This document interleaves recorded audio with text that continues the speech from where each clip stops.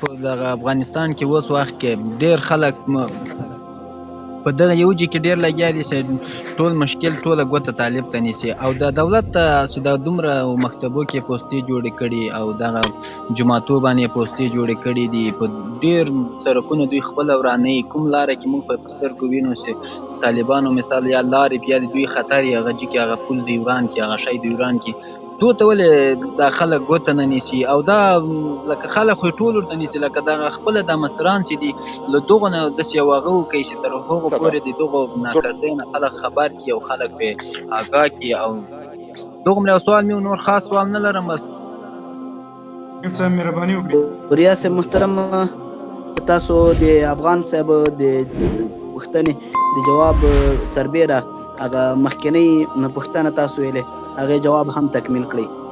مننه.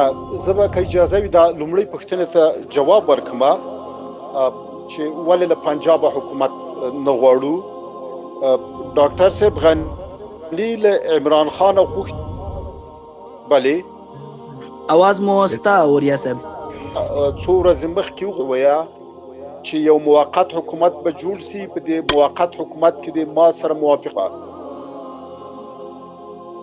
د دې حکومت رئیس پاتې سما یعنی په حقیقت کې دا اوسنی حکومت د چې له پنجاب د ځان لپاره حکومت غواړي قدرت غواړي او د قدرت د ساتلو په خاطر باندې پنجاب ته مراجعه کوي. اما څه چې طالبانو پورې اړه لري طالبانو که چیرته له بهرنیو هیوادونو سره سازش کولی لغې جملې له امریکا سره له انګلیس سره له ناتو سره وخته به دوی قدرت اخیسته وای او اوس به واک دوی سره و.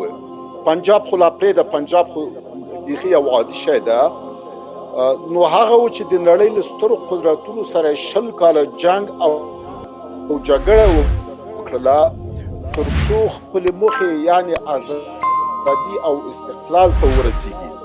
پس د طالبانو لومړنۍ موخه دا ده چې څنګه کولی شي خپلواکي ازادي او استقلال لاسته راوړي او دوی خپله برنامه لري خپله کړنلاره لري او دغه کړنلاره ګام په ګام عملي کړې ده او هغه څه چې غوښتل اوس تر زیاتې کچې پورې لاسته راوړي دي. دا اوس هم که امریکا ته ګذشت وکړي او لږ امتیاز ورکړي د قدرت د نیولو په خاطر باندې امریکا په اتوماتیک ډول باندې د کابل واک طالبان ته سپاري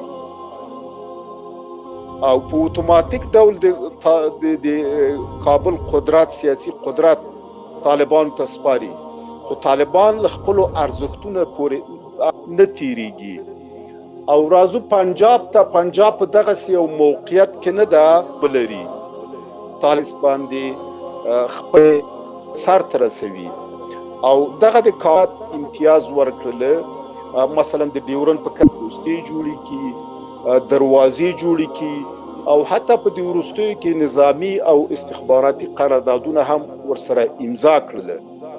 پر دې بنسټ باندې اوس هم واک له پنجاب څخه غواړي. نو دغه ورونو ته زما هیله دا ده چې دا پوښتنه یې وکړله چې دوی باید واقعیتونه باندې پوه سي او واقعیتونه باید دقیق مطالعه کړي او وروسته د هغې پر بنسټ باندې خپلې کړنلارې تنظیم او ترتیب کړي. راځو حکومت پوستو جوړولو ته حکومت 20 کاله جنگ او جګړه کړې ده د طالبانو په ضد باندې او 20 کاله طالبانو ته تروریست ویلي او ټول زندانونه د افغانستان په طالبانو باندې ډک و او دا اوس هم ډک دي او یو شمېر زیات اعدام هم سوله. نو د طالبانو د وهلو د ځپلو د بندي کولو د شړلو لپاره دوی له هیڅ وسیلې نه صرف نظر سوي نه دي. هر څه چې لاس ته راغلي دي هغه یې سر ته رسولي دي.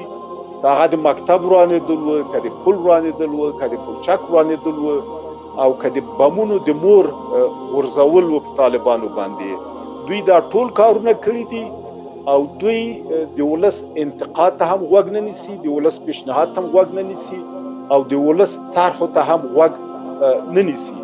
نو په دې هیله باندې چې موږ نوی حکومت ولرو چې ټول مکتبونه بیا د سره ورغول سي.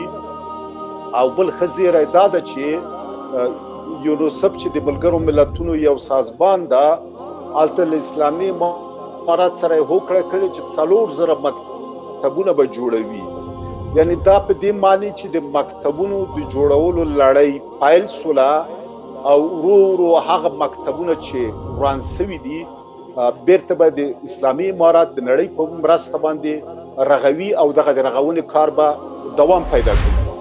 دا چې ولې یونسیف چې د ملګرو ملتونو یو سازمان د راځي له اسلامي امارت نه سره مرسته کوي او پیسې هم امریکا او انګلیس ورکوي چې مکتبونه جوړ کړي، ولې د کابل حکومت سره دغه یو قرارداد نه امضا کوي؟ ولې د کابل حکومت دغه پیسې نه ورکوي؟ نو اوس هغوی په دې باور دي چې د کابل اداره دغه ظرفیت او توانمندي نه لري او د کابل ادارې سره چې هر څومره مرسته وسي هغه د دوی په شخصي جیبونو کې غورځېږي. هغه د چې زیب دوی له طالبانو سره دغه یو هوکړه کوي. پر دې بنسټ ویلی شو چې اوس طالبان د هغوی یو سیاسي ځواک، سیاسي نظامی ځواک، سیاسي اجتماعي فرهنګي ځواک او یو ملي ځواک په حیث باندې پیژندلی ده چې راځي د مکتبونو په جوړولو کې له هغوی سره هوکړه کوي. او بله دا چې د WHO سازمان چې دا هم د ملګرو ملتونو د سازمان صحي برخه ده، روغتیایي برخه ده، هغوی هم له اسلامي امارت سره دا هوکړه کوي چې 200 شفاخانې به ورته جوړوي. یعنی اوس اسلامي امارت د جنگ او جګړو په څنګ کې د هیواد په بیا رغونه کې رغنده ونډه اخلي او نړیوال هم اعتماد پې کوي، نړیوال هم اعتبار پې کوي او دوی سره مرسته کوي. که چېرته دا یوه تروریستي ډله وای، یوه نیمه تروریستي ډله وای، غربي نړۍ هېڅ وخت دې ته نه حاضرېدله چې پروتوکول یې ورسره امضا کړی وای. غربي نړۍ هېڅ وخت نه حاضرېدله چې دوی سره مرستې کړې وای. اوس نو غربي نړۍ دوی د یو ملي ځواک په حیث باندې په رسمیت پېژندلي دي او غواړي چې خپلې تېرې اشتباهګانې جبیره کړي. او غربي نړۍ دا ښیي چې دوی خپل ټانکونه تیاري وباسي او د هغې په ځای باندې خپل ترکتور او بلدوزر د افغانستان د بیا رغونې لپاره د اسلامي امارت په مرسته باندې واردوي. مننه ډېره زیاته محترم اوریا صاحب. را بشو د ورونو بعض سوالو ته بیا هم وطن ګونده. سلام علیکم و رحمت الله و برکاته. مهرباني خپل سوال وکړئ، تکراري سوالونه مهرباني وکړئ، ایسته کې هغه سوال وکړئ چې ریښه درته یم چې په هغو کې د ولس ګټئ. مهرباني وکړئ. سلامونه او نیکې هیلې ټولو ته، خدای دې وکړه جوړ روغ او صحتمند اوسئ. زه د اوریا صاحب محترم نه یو سوال لرم. اوریا صاحب محترم، تاسو د اوس چې WFP او UNHCR د طالبانو سره قراردادونه کړي، تاسو څه فکر کوئ چې دا د افغانستان د تجزیې شروع نه ده؟ ځکه چې موږ هم د اوس فعلا دوه هغه لرو، حکومتونه لرو چې یو د افغانستان رسمي ده او بل چې د طالبانو ده چې هلته WFP چې هغه سره د مکتبو د جوړولو مننه. تاسو هغه سوال تقریبا ځواب هم کوئ چې مکتبونه په دې خاطر باندې چې غلا اختلاس نشته. که اجازه راکړئ مهرباني. وطن ګونده لومړی تاسو ته خپل سلامونه وړاندې کومه. ډېره ښه پوښتنه ده. ګوره په تېرو 20 کلونو کې په منظم او سیستماتیک ډول باندې WHO د وزارت صحت عامه د کابل دولت سره مرسته کوله او په تېرو 20 کلونو کې په منظم ډول باندې یونسیف د کابل د حکومت له لارې د مکتبونو سره مرسته کوله. اما په دې اوس پوسټو د غربي نړۍ چې د کابل حکومت فساد کې ډوبه ده، لا قانوني کې ډوبه ده، هغه مرستې چې د دوی له لارې کېږي هغه ولس ته نه رسېږي، هغه د دوی په شخصي جوبونو کې غورځېږي. دا یو. په تېرو 20 کلونو کې دوی دا فکر کوي چې طالبان د بیا رغونې توانمندي ظرفیت نه لري، اما د هغوی اوس دغه لیدلوری تغییر وکاوه. په دې باوري سول چې طالبان اوس دغه ظرفیت هم لري، توانمندي هم لري، هیله هم لري، ارزو هم لري، پلان هم لري، برنامه هم لري. پر دې بنسټ باندې دغه نړیوال سازمانونه راځي هلته له اسلامي امارت سره هوکړې امضا کوي. راځو د افغانستان تجزیه ته. افغانستان نه تجزیه کیدونکی هیواد ده. ډیرو ډلو ټپلو کوشش وکړو چې افغانستان باید تجزیه کړي.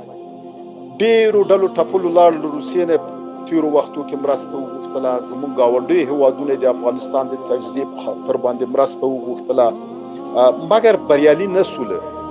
اوس هم ځینې ډلې ټپلې سته ده چې د خلکو له واکه ډارېږي، د افغانستان د تجزیې په فکر کې دي. اما زما اندازه چې طالبانو هم پخوا اجازه نه ده ورکړې د افغانستان د تجزیې لپاره، او هم به اوس چاته اجازه ورنکړي چې افغانستان تجزیه سي. او طالبان اوس دغسې یو ځواک ده چې د افغانستان په ټولو ستراتیژیکو سیمو کې دوی فعال حضور او تسلط لري. دوی دغه تسلط به باعث کړي چې هیڅ بهرنی او کورنی ځواک چې دغسې شوم فکر ولري چې افغانستان تجزیه سي، هغه به تجزیه نه مخنیوی وکړي. اما راځو دوه حکومتونه شتون نه لري. یو خو د کابل حکومت ته چې دا د نړیوالې ټولنې په مرسته، امریکا ناتو په مرسته باندې جوړ شوی ده او ادامه لري. بل اسلامی امارت ته چې هغه پخوا دلته 15 کاله حکومت کړی ده او د B-52 د بمبارد په نتیجه کې مجبور شول چې باید شاتګ وکړي، او وروسته له 20 کلونو نه جنگ او جګړو نه نړیواله ټولنه راځي دوی د یو سیاسي، مدني او ملي ځواک په حیث باندې پیژني. نو اوس موږ په داسې شرایطو کې قرار لرو چې د سولې خبرې اترې ادامه لري، او په پای کې به قدرت له اوسني حکومته نوي حکومته انتقالېږي. نو له یوې خوا به ولس خپل ارزو ارمان ته رسیږي، له بلې خوا به افغانستان کې سوله او ثبات راځي، او له بلې خوا به د افغانستان هغه واقعي ملي وحدت او جغرافیایي وحدت تامینېږي. محترم اوریا صاحب، که دلې داسې